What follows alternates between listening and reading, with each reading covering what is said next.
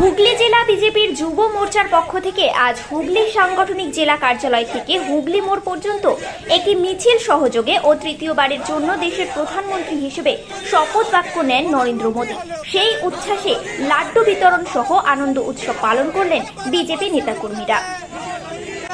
আজকে কি নিয়ে এই লাড্ডু বিতরণ আনন্দ উৎসব?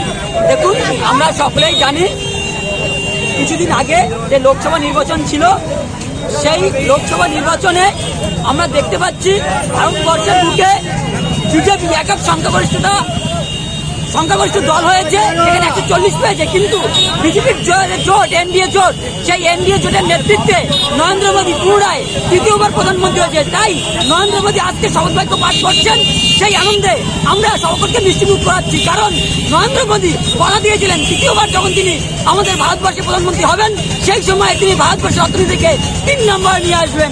তাই আমরা সেই আনন্দে আমরা আজকে সকলকে মিষ্টিমুখ করাচ্ছি। কাদের পক্ষ থেকে এটা হচ্ছে? এটা ভারতীয় জনতা যুব মোর্চা তথা আমাদের সকল মোর্চা মিলে আজকে আমরা এই আনন্দ উপভোগ করছি। কি নাম আপনার? রাজীব ধরামি, ভারতীয় জনতা যুব মোর্চা প্রেসিডেন্ট, হুগলি সাংগঠনিক জেলা।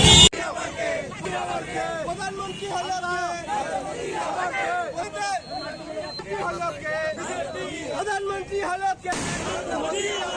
পার্লামেন্টে যাবে কে? প্রধানমন্ত্রী শপথ নেবে কে? প্রধানমন্ত্রী হবে কে?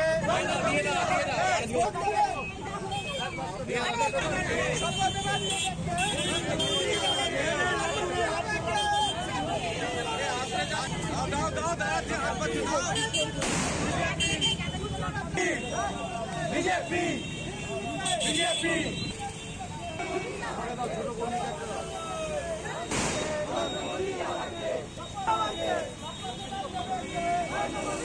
মন্ত্রী হলো কে? পার্লামেন্টে বসবে কে? দেশ চালাবে এবার কে? দিল্লিতে রাজপথে।